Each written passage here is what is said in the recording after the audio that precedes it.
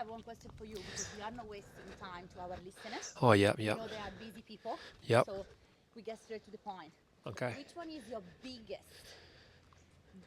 lesson that you learned over your 38 years Yeah. about relationship? Oh, straight away, just a nice, easy one. Yeah. I think the biggest lesson really was really about finding out who I am, really, like fundamentally, because a lot of the time in my life, I was making decisions based on, my little child, like my trauma, things that happened for me from childhood, how I would suppress my emotions. I'd become a people pleaser and I'd just make sure that everyone else is okay. So the biggest thing that shifted me in terms of the relationship was really focusing on myself and finding out like who I am, doing a deep dive. And, it took a bit of time. It took a little bit of nervous system realignment. It took a little bit of, changing the thoughts as well and the beliefs. Yeah. And so what I did was realize like this whole identity that I had created was built on an illusion. It was built on like this facade of like this person who was surviving, and people pleasing. And it wasn't until I decided to do the deep work and look within to realize like, hey, I get to decide how I want to live this life. It's no longer whatever happened to me. It's like, no, I get to decide this is the way that I want to live. And from that place, I think that was the biggest learning, was actually making that conscious decision of who do you want to be and, what do you want to do? Yeah. So I hope that answers the question. Yeah. Want to try something? So guys, Okay. don't judge. This is our first walk and talk. So we're gonna get better. I have one other question for you. People pleasing. Yes. So people pleasing is one of the biggest problems in relationship. Yeah. Because we tend sometimes to don't say what we want to say because we want to please Yeah. the other person. We'll go down here, Donna. Yeah, we can go down. Yeah. And we basically, we don't say, right, what we really want to say because there's fear coming up or whatever happens for people, right? Mm-hmm. And we people please, and then the people pleasing become resentment. Yes. So what do you have to say about this, and what has been your lesson with this, your trial and error, and how can people stop to be people pleaser in relationship, which is going to be beneficial for them, Yeah. the other person? Yeah, I'd start with like if you're in a relationship already and you find yourself people pleasing, like what you're doing is you're putting on a mask, you're putting on some fake version of you to appease the other person, to give them what you think that they need. And really that's doing them a disservice as well as yourself. So I would start with like the relationship that I'm in with now with Sara is if I do that, Sara can feel that. She can feel when I'm trying to, I guess, give her what I think that she needs. Whereas she can feel it's different when it's authentic, when it's coming from myself. Like, I want to do this. There's a different energy behind it. So the idea is really like coming from a space or a place of authenticity and being authentic with yourself. And what that does is it allows the other person to meet you exactly where you are instead of some fake version of what you think that they need.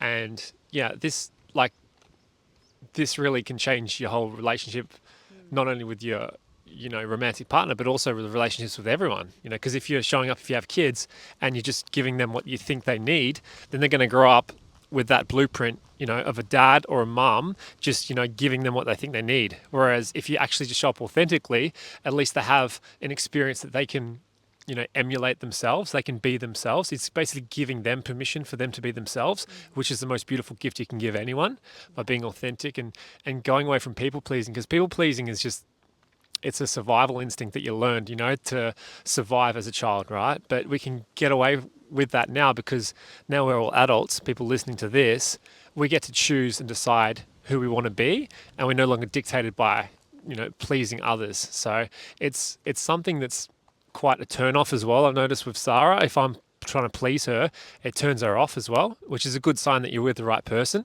If you're just trying to please someone and they just love it, then perhaps maybe they don't have your best interests at heart. That could be the case. That was me in my previous relationships, because I was just pleasing them, and that's exactly what they wanted. They wanted me just to do whatever they wanted, right? But when you're with the right person, they're going to they're going to push you. They're going to make you want to get out of your comfort zone and actually do things that you want to do. That's one thing that Sara is really good at. She's really good at asking me the question like, what do you want? Yeah. Yeah, instead of just, giving her exactly what I think she needs. So I think it's important to really reflect. If you're someone that does people please, just reflect on why. Like, why do you actually please other people? And, where is that coming from? And from that place, you get to decide, well, write down who you want to be. Take a bit of time, get a pen and paper, maybe go down to the river and write down, okay, this is the kind of person I want to be. I want to shop like this. I no longer want to people please. I want to actually look after myself first and foremost. And that's an attractive quality. I've noticed when I start to choose myself, that gets Sara turned on, you know? True. Hey, Donna. I can confirm that. Yeah. I have a more question, obviously. Something that has been your experience for sure, and I know that many men can relate. What is happening when a man doesn't lead in a relationship? What is happening to the polarity and to the dynamic of the relationship? And more than that, why men doesn't do it or struggle to do it, and how they can change that. Yeah, So so this is a big one. so what happens when a man doesn't lead? It forces the You need woman to in. stop a little bit Yeah. now. So when a man Really go deep with this. okay, when a man doesn't lead, it forces the woman to lead, right? And what that means is basically it forces the woman to become, what's the word when you just like you're doing too much, you're Overfunctioning. over functioning, overcompensating. It forces them to be out of their feminine and into the masculine, and gets them into the doing.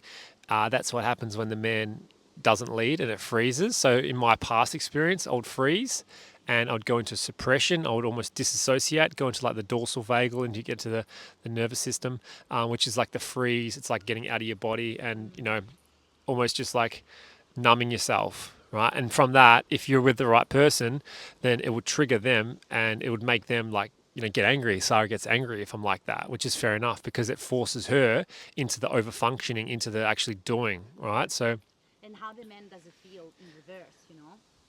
And how the man feels like, When the woman overfunction and there is no space for him to lead. yeah, it sort of triggers the man as well. It actually doesn't allow the man, to step into his masculine and actually be an authentic man. And do what the men are here to do, which is to lead, to provide, to protect, to actually take action. That's what's wired into our DNA. We want to do that as men. And if we're forced into, if the women's constantly over functioning, doing all the things, micromanaging, making all the decisions, then that takes away, our ability to lead as men. And it just makes us, it can fall us into more like suppression and, going into some dark holes as well. Yeah, beautiful.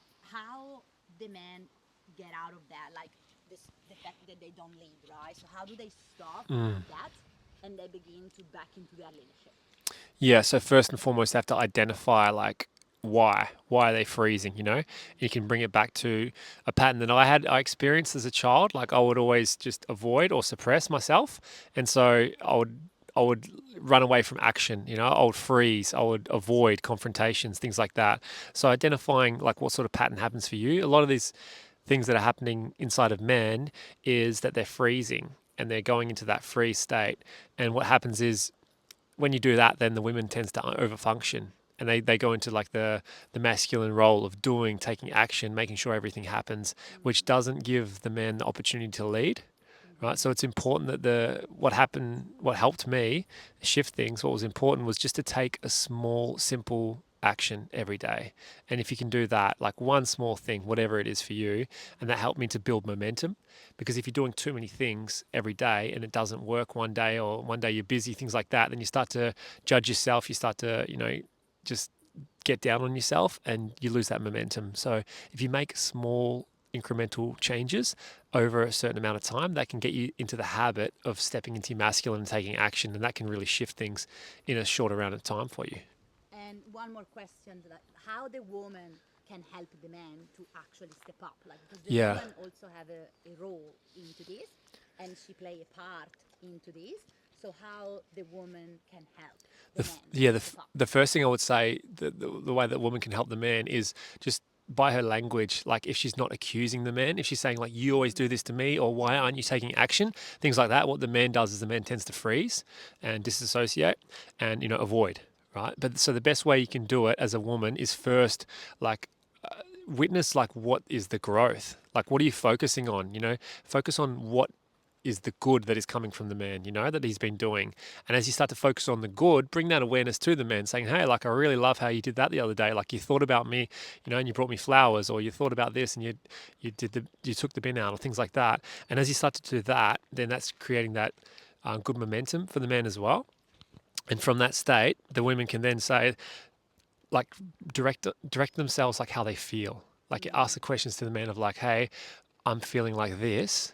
I have this sensation in my body, or I'm feeling this sort of emotion, like this is what I want. So basically that's taking away the accusing sort of energy of like, you make me feel like this, or blah, blah, blah. It's basically if the woman can focus on herself, bring that attention to herself emotionally, how she feels, and then she can actually say like, what does she want, or this is what you can do for me to help me with that. That straight away gives the man a bit of space for him to actually be able to show up and do those things for the woman, and to choose, instead of like being accused, because as soon as you're accused of something, you feel shit and you're not going to want to do anything about it. Okay, that's it. Now I have a spicy question. See. This one is very spicy. All right. If you were not afraid to hurt men feelings, what would you tell them about relationship? Truth about relationship. You were not afraid to hurt Men's feelings. their feelings. I'd say stop being a little bitch. I'd say like you can do it. You're in control of the way that you've been behaving, and if you stop being like a little bitch, and if you actually start taking control and start actually being the hero of your own journey, you can change your life in a very short amount of time. And that means like really just taking action, taking aligned action, and really going after it.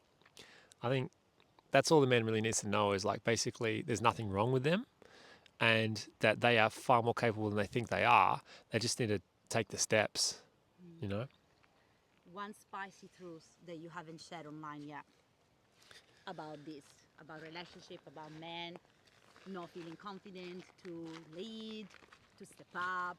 One spicy truth that you haven't shared yet. Come on, Mark. I don't know. I'm getting over questions, hey? That was the purpose of this walk and talk. Yeah. A spicy truth that our listener can really benefit from. Well, the spicy truth is that haven't shared it yet. yeah, the spicy truth is that if you don't make a decision, that's still a decision, and at the end of the day, you're going to die. So, do you want to get to your deathbed and look back and reflect and say, hey, I didn't actually live my life. I lived a life when I was people pleasing. I lived a life when I did everything my wife wanted me to do, or my girlfriend, and I didn't actually have my own, desires, my own thoughts, my own intentions, my own things that I wanted to put out in this world. I was just too busy people pleasing. I was too busy sacrificing myself for the kids, for the family, whatever it is. Like, know that life is finite. You only have one shot at life, and if you spend the rest of your life not deciding, what it is that you want, and not making those decisions and not taking action, then you will live to regret it. It's the number one regret of the dying. People on their deathbed saying, I wish I lived a life true to myself. And that's a spicy truth that maybe you need to hear in this moment. Okay. Okay. Ciao, ciao. See you in the next one. Walk and talk. Walk and talk. Ciao, ciao, ciao.